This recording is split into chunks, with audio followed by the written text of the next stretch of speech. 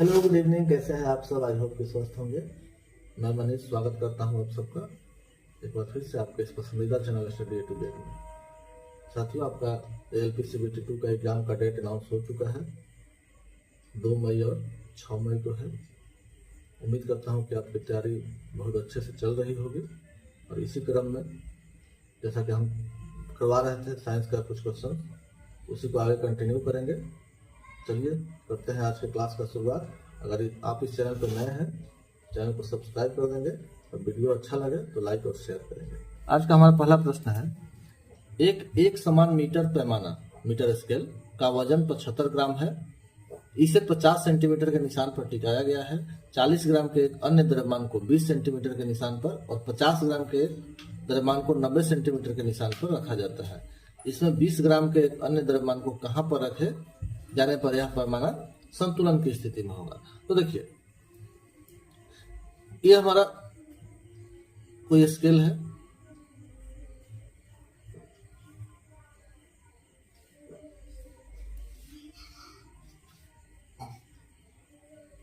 एक मीटर का कोई स्केल है। ये इसका आधा हो गया, 10, 20।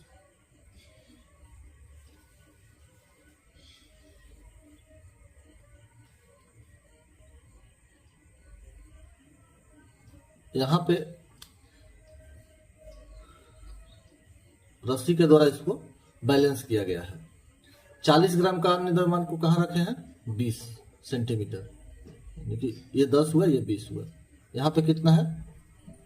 40 ग्राम। अगर ये 10 मानते हैं, ये 20 है, ये 30 है, ये 40 ऐसे, तो 50 ग्राम के द्रव्यमान को कहां पे? 90। 10, 20, 30, 40, 50। यहां पे एक 90 ग्राम का ओवरलोड हम रखे हैं। तो बोल रहा है कि 20 ग्राम का एक अन्य द्रव्यमान को कहां पर रखें यह पैमाना संतुलन में हो, मतलब कि न इधर हो और न इधर झुके, न इधर झुके। तो इस तरह के प्रश्न में हम क्या है कि उसका जो मोमेंट है, इस पॉइंट पे जो मोमेंट है, नेट जो मोमेंट है, वो क्या होना चाहिए? 0 होना चाहिए, ताकि वो बैलेंस रहे। यानी कि सम ऑफ टोटल मोमेंट, हम टोटल लिख सकते हैं, इज इक्वल टू कितना होना चाहिए? 0। अगर 0 होगा तो ये जो पैमाना है न इधर झुकेगा न इधर झुकेगा, वो बैलेंस रहेगा। अब इसको निकालना है। देखिए, यहां सेंटर से इधर का जो भी दूरी होगा वो नेगेटिव लेंगे और इधर जो भी दूरी होगा वो पॉजिटिव लेंगे। हमारा टॉर्क क्या होता है? Force into perpendicular distance. अगर यहां से शुरू करेंगे 40 से, 40 ग्राम, 40 में 9.8 से मल्टीप्लाई करेंगे फोर्स निकालने के लिए, लेकिन 40 में भी 9.8 से मल्टीप्लाई करेंगे, 90 में भी करेंगे, 20 में भी करेंगे, तो सभी में 9.8 से मल्टीप्लाई करेंगे तो काट के क्या हो जाएगा? वो जब इधर इक्वल टू 0 है तो फाइनली 0 ही आना है, इसलिए 9.8 से मल्टीप्लाई नहीं करेंगे क्योंकि सभी में करना है, तो उसको छोड़ देंगे। तो क्या हो जाएगा? फोर्स 40 इंटू परपेंडिकुलर डिस्टेंस, यहां से काउंट करेंगे तो 10, 20 और 30। 40 गुने 30 प्लस गुने कितना हो जाएगा? यहां से 90 सेंटीमीटर पे रखे हैं तो 10, 20, 30, 40, 60, 70, 80, 90। यहाँ पे ये हमारा हो गया 50 ग्राम का। 50 गुने 40 प्लस 40, कहे कि यहां से 90 है तो सेंटर से कितना होगा? 40 ही होगा, प्लस अगला जो है 20 ग्राम का जो वजन है उसको मान लेते हैं कि x दूरी पे रखे हैं, बराबर 0। इसको सोल्व कर दीजिए। माइनस 1200 प्लस 2000 प्लस 20x बराबर 0। इसको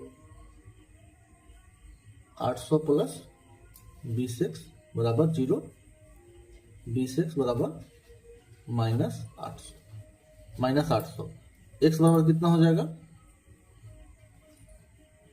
-800 बटा 20 -40, x बराबर -40 आ गया, यानी कि जो सेंटर है इधर हम माइनस में लिए थे ना, तो -40 कहाँ आएगा, 10, 20, 30, 40 यहाँ पे, यानी कि जो 20 ग्राम का जो वजन है वो अगर हम 10 सेंटीमीटर पे फिक्स करेंगे तो ये हमारा जो स्केल है वो बैलेंस हो जाएगा, संतुलित हो जाएगा, यानी कि x बराबर -40 आ गया, यानी कि -40 कहाँ आ रहा है, 10 पे आ रहा है। तो आंसर क्या हो जाएगा, सेंटर से 40 यानी कि 20 ग्राम का वस्तु 10 सेंटीमीटर के निशान पर रखने से यह संतुलन में रहेगा। आंसर कौन सा हमारा हो गया, 10 सेंटीमीटर। ये समझ में आ गया ना, -40 जो है वो सेंटर से ले रहे हैं, यानी कि जब इनिशियल से लेंगे तो कितना होगा, 10 सेंटीमीटर। यही हमारा हो गया आंसर। नेक्स्ट क्वेश्चन है, स्कॉटिश चिकित्सक डेनियल रदरफोर्ड ने 1772 ईस्वी में डैश की खोज की थी। स्कॉटलैंड एक देश है, वहाँ स्कॉटलैंड के जो निवासी उनको स्कॉटिश बोला गया है। स्कॉटिश चिकित्सक डेनियल रदरफोर्ड 1772 में किस चीज का खोज किया था, नाइट्रोजन का।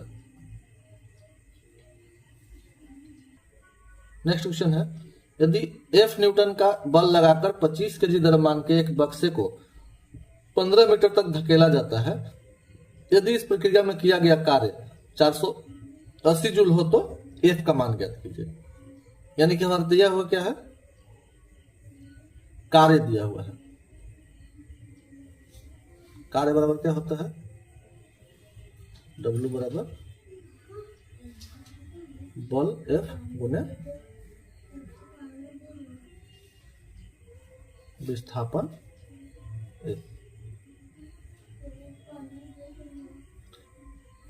कार्य कितना है, 480 बराबर बल निकालना है और विस्थापन कितना दिया हुआ है, 15। F अगर निकालेंगे तो क्या हो जाएगा, 480 बटा 15, यानी कि काट दीजिए, 15 या 45, 15 दूनी 30, 32 न्यूटन। आंसर कौन सा हो जाएगा हमारा आंसर, ए। इसी तरह का क्वेश्चन एग्जाम में पूछा जाएगा, क्योंकि जितना मैं करवा रहा हूँ सारे के सारे प्रीवियस ईयर क्वेश्चन है। अभी जस्ट इससे पहले जो एलपी का एग्जाम हुआ था, जिसमें हम लोग एग्जाम दिए थे, सारा क्वेश्चन वहीं से लिया हुआ है और इसी तरह का क्वेश्चन आएगा। कुछ सोचा है कि हम केवल इजी करके क्वेश्चन चले जाए, तो मेंस में वो होने वाला नहीं है। और साइंस का क्वेश्चन काफी लेवल उसका अच्छा रहता है, थोड़ा इस तरह का क्वेश्चन को आप प्रैक्टिस करेंगे तो एग्जाम के लिए ज्यादा बेनिफिशियल रहेगा। नेक्स्ट क्वेश्चन है, डैश पहले व्यक्ति थे जिन्होंने प्रयोग द्वारा यह प्रदर्शित किया कि धारावाही चालक चुंबक की तरह व्यवहार करता है। मतलब यह हुआ कि कोई धारावाही चालक है, अगर किसी चालक तार में अगर करंट फ्लो हो रहा है, किसी कॉइल के थ्रू अगर करंट फ्लो हो रहा है तो वह चुंबक की तरह व्यवहार करता है। ये सबसे पहले कौन बताया था, इसको बताने वाले थे हमारे पास ऑस्ट्रेट साहब। इसी के आधार पर जैसे आप देखेंगे कॉलवेल जो होता है वो यही है, थोड़ी देर के लिए हम स्विच को ऑन करते हैं, उसमें करंट फ्लो होता है और एक अलग से मैग्नेट रहता है, और जैसे ही वो करंट फ्लो होता है तो जो कॉइल है वो मैग्नेट में बदल जाता है, और जो पहले से मैग्नेट है उसमें टन टन टन टन इस तरह से आवाज आता है। तो यही हमारा जो है वो धारावाही चालक जो है वो चुंबक की तरह व्यवहार करता है। उसमें करंट जैसे ही देंगे तो वो मैग्नेट उसमें मैग्नेटिक प्रॉपर्टी आ जाता है। इसके बारे में सबसे पहले कौन बताए थे, ये क्रिश्चियन ऑस्टेड। ओम क्या बताए थे, V = IR। स्थिर ताप पर अगर किसी चालक से हम धारा प्रवाहित करेंगे तो जो वोल्टेज डिफरेंस है, जो विभवांतर है, वो प्रवाहित धारा के डायरेक्टली प्रोपोर्शनल होगा। नेक्स्ट क्वेश्चन है, यदि 85 डिग्री सेल्सियस तापमान वाले 2.5 लीटर गर्म पानी को 4.5 लीटर ठंडे पानी के साथ मिलाया जाता है तो संतुलन ताप तक पहुंचने पर ठंडे पानी का तापमान 15 डिग्री सेल्सियस बढ़ जाता है, यह मानकर कि कोई उसमें हानि नहीं हुई है, ठंडे पानी का प्रारंभिक तापमान ज्ञात कीजिए। तो चलिए, ये जो हमारा क्वेश्चन है इसमें क्या बोल रहा है कि एक तरफ गर्म पानी है, दूसरी तरफ ठंडा पानी है, दो तरह का है, गर्म है, ये ठंडा है। इसका तापमान 85 डिग्री सेल्सियस है, इसका तापमान हमको पता नहीं है, इसका वजन है 2.5 लीटर, इसका 2.5 लीटर। ठीक है, तो दोनों को जब मिलाएंगे तो जो ठंडा पानी था उसका तापमान कितना बढ़ जा रहा है, 15 डिग्री बढ़ जा रहा है। मतलब कि अगर अभी 0 है, मान के लिए कि 1 डिग्री पे है, इसका कितना हो जा रहा है, 15 डिग्री बढ़ने के बाद 16 डिग्री हो जा रहा है। अगर ये T है तो कितना हो जा रहा है, T प्लस 15 डिग्री हो जा रहा है। मतलब कि ये जो दिया है 15 डिग्री, वो किसका मान है, ठंडे पानी का जो टेम्परेचर में बढ़ोतरी हो रहा है, यानी कि चेंज इन टेम्परेचर।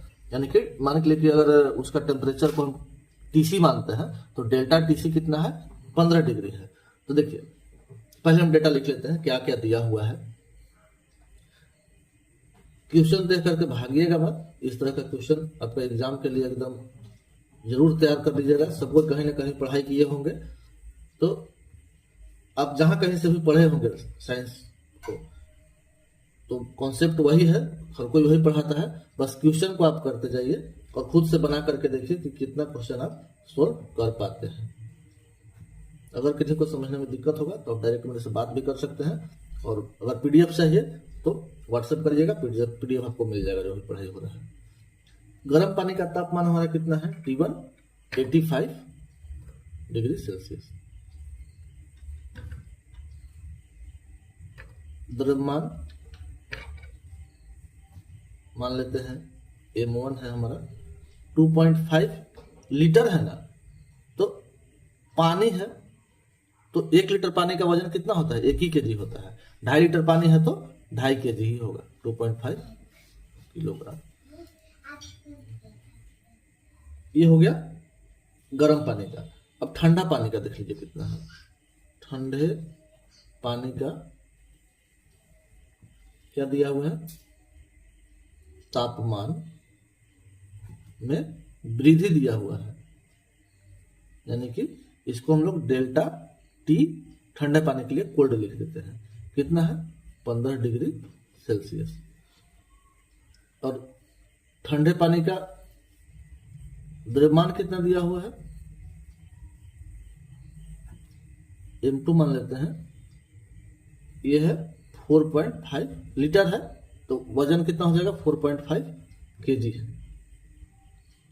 अब मान लीजिए, माना पानी का अंतिम तापमान जब मिक्स कर रहे हैं तो अंतिम तापमान कितना है, मान लीजिए T है।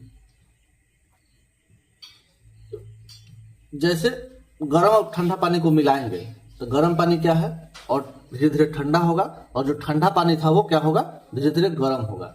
यानी कि गर्म पानी से ऊष्मा निकलेगा और ठंडा पानी की तरफ ऊष्मा जाएगा। तो इसको इस तरह से लिख सकते हैं, गर्म पानी से ऊष्मा हानि।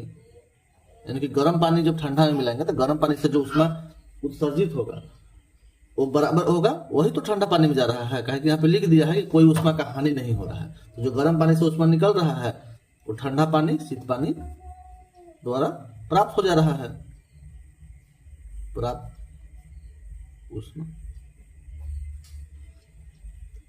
तो गर्म पानी से हानि ऊष्मा क्या हो, MC डेल्टा T होता है ना, ये तो M1 लिख दीजिए C, और डेल्टा T यानी कि चेंज इन टेम्परेचर। तो 85 डिग्री सेल्सियस पे था गर्म पानी, तो 85 कर दीजिए, और माइनस अंतिम तापमान कितना हो रहा है, T हो जा रहा है, तो 85 माइनस T बराबर ठंडा पानी द्वारा प्राप्त ऊष्मा। तो ये भी हो जाएगा, इसको Q1 लिख सकते हैं, Q1, और इसको Q2। तो ये भी हो जाएगा M2 C और डेल्टा TC, यानी कि जो कि 15 डिग्री है। अब इसको सबका मान रख दीजिए, C दोनों कट जाएगा, कहे कि C बराबर कितना होता है हमारा, पानी के लिए 4.187 जो विशिष्ट ऊष्माधारिता होता है, जूल पर ग्राम पर केल्विन, दोनों के लिए बराबर ही है, तो इसको हम लोग कैंसिल कर देंगे, काट दीजिए। M1 कितना है 2.5, 85 माइनस T बराबर M2 कितना है 4.5 into change in temperature 15 degree Celsius. अब इसको सोल्व कर दीजिए, 85 माइनस T बराबर क्या हो जाएगा 4.5 इंटू 15 बटा 2.5, दशमलव दशमलव सबका हटा दीजिए, 5 से 5 5 25, 5 3 15, 5 से 5 5 3 कितना हो जाएगा 27। तो यहां से T को उधर ले जाइए, T बराबर कितना हो जाएगा 85, T उधर जाएगा तो प्लस में हो जाएगा, 27 माइनस में हो जाएगा, यानी कि 58 डिग्री। तो जो 58 डिग्री हुआ वो क्या है, अंतिम तापमान है मिलाने के बाद। लेकिन हमारा क्या पूछ रहा है, जो ठंडा पानी के तापमान में वृद्धि तो दिया हुआ है 15 डिग्री, तो यानी कि ठंडा पानी का जो प्रारंभिक तापमान क्या था, तो ठंडा पानी का तापमान दोनों को जब मिलाए तो जो अंतिम तापमान हुआ, मतलब दोनों को जब मिक्स किया तो कितना तापमान आ गया 58 डिग्री सेल्सियस। तो 58 डिग्री सेल्सियस जो आया, तो 15 डिग्री बढ़ने के बाद में 58 डिग्री हुआ, तो उसका प्रारंभिक कितना होगा, यानी कि इसमें से 15 को हम माइनस कर देंगे, तो प्रारंभिक तापमान बराबर कितना हो जाएगा, अंतिम तापमान, और जो वृद्धि था उसको घटा देंगे, यानी कि 43 डिग्री सेल्सियस। यही हमारा आंसर हो गया। इस तरह से बनाएंगे, एक बार दो बार प्रैक्टिस करेंगे, फॉर्मूला को थोड़ा सा समझेंगे कॉन्सेप्ट के साथ, तो तुरंत बन जाएगा, कोई बड़ा चीज नहीं है, हमको समझाना है इसलिए इतना टाइम लग रहा है। चलिए, उम्मीद करते हैं कि आपको समझ में आ रहा होगा।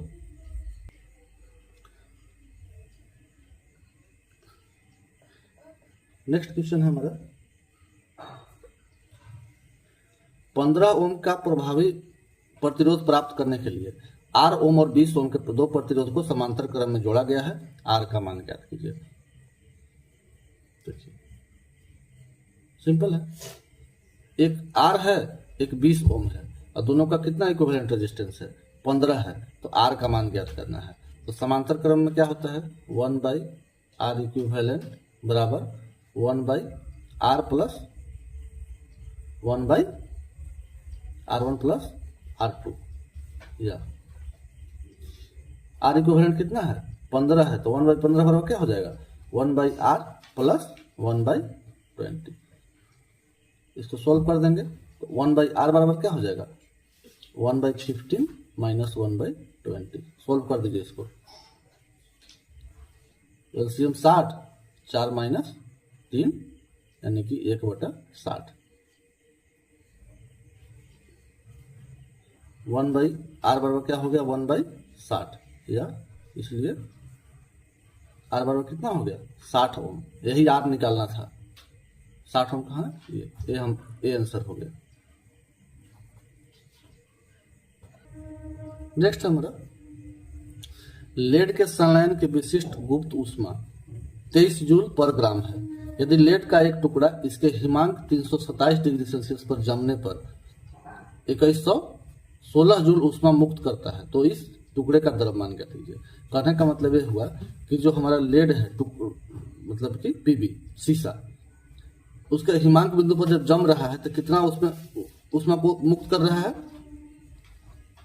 2116 जूल ऊष्मा मुक्त कर रहा है, मतलब उतना ऊष्मा वो उत्सर्जित कर रहा है। तो इसका टुकड़े का द्रव्यमान ज्ञात कीजिए। तो देखिए इसमें दो चीज आया है, गुप्त ऊष्मा। गुप्त ऊष्मा क्या है, गुप्त ऊष्मा जो होता है वो कोई अगर अवस्था परिवर्तन के लिए जितना हीट हमको आवश्यक पड़ेगा, जितना हीट देना पड़ेगा या जितना हीट उत्सर्जित होगा, वही उसका गुप्त ऊष्मा है। ठोस से तरल में बदलने के लिए आवश्यक ऊष्मा को गुप्त ऊष्मा कहते हैं। तो L बराबर क्या होता है गुप्त ऊष्मा Q/m। और एक है हिमांक। हिमांक वह तापमान है जिस पर द्रव ठोस में परिवर्तित हो जाता है, मतलब कि जो लिक्विड है वो सॉलिड बन जाता है। मतलब हिम मतलब क्या, ऐसे जनरली देखेंगे तो बर्फ यानी कि जमना। कोई भी जो लिक्विड है, कोई भी जो लिक्विड मटेरियल है, वो जिस तापमान पे पूरा ठोस बदल जाता है, वही उसका क्या बोलेंगे, हिमांक बिंदु बोलेंगे। तो इसको इस तरह से लिख सकते हैं, जो लैटेंट हीट है, गुप्त ऊष्मा, इसी को क्या बोलते हैं, लैटेंट हीट, यानी कि L बराबर Q, जो हीट दे रहे हैं, बटा L। इसमें क्या हो रहा है, हीट हमको मुक्त हो रहा है, यानी कि हीट मिल रहा है।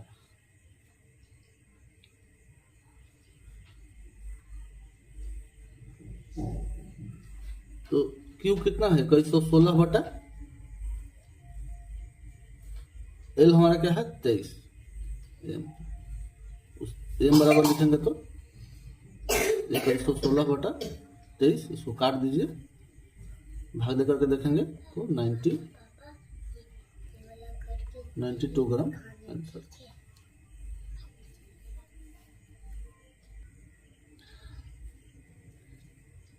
किसी गियर ट्रेन संचालक गियर में डैश दाते हैं, जबकि संचालित गियर में 10 दाते हैं। संचालित गियर के प्रत्येक 16 चक्कर के लिए संचालक गियर की प्रत्येक 16 चक्कर के लिए संचालित गियर 40 चक्कर घूमता है।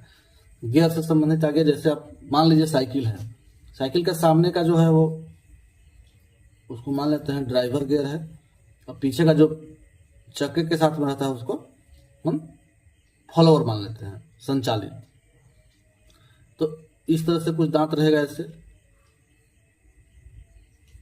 ठीक है।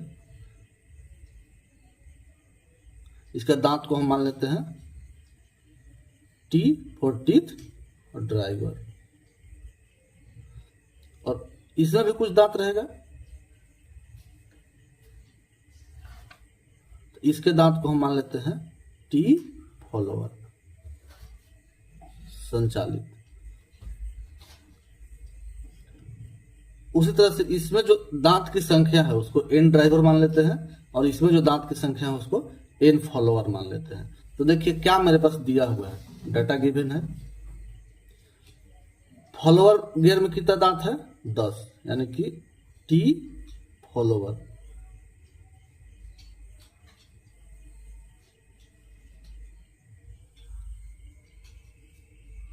दस दांत, T ड्राइवर निकालना है, और N फॉलोअर कितना है, N फॉलोअर संचालित कितना है, 40 है, और T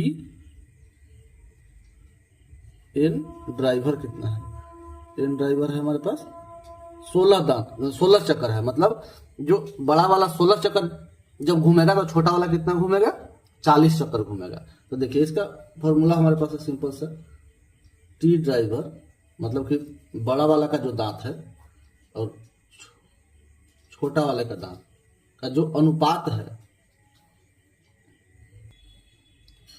T ड्राइवर बटा T फॉलोअर बराबर क्या हो जाएगा हमारा, N फॉलोअर बटा N ड्राइवर। यहां से हम निकाल देंगे T ड्राइवर का, संचालक गियर का जो टीथ है वो क्या हो जाएगा हमारा, N फॉलोअर बटा N driver into T follower. सबका मान रख दीजिए। N फॉलोअर हमारे पास कितना है, 40 है, छोटा वाले का 40 चक्कर, और बड़ा वाले का 16 चक्कर, अब उन्हें छोटा वाले का कितना दांत है, 10 है, 4 से 4 दांत 40, 4 चौके 16, 100 बटा 4 यानी कि 25 ये हमारा टी ड्राइवर यानी कि बड़ा वाला जो गियर है उसका दांत कितना हो गया 25। यही हमारा आंसर हो गया। जूल के समकक्ष बीमा है, यानी कि जूल के बराबर जूल का क्या बीमा होगा। जूल किसका यूनिट है, कार्य का हो सकता है या फिर ऊर्जा का भी हो सकता है। कार्य बराबर क्या होता है, W बराबर बल गुने विस्थापन। इस डिनोट करते हैं इसको, बल को F से लिखते हैं। बल बराबर क्या होता है M इंटू ए और विस्थापन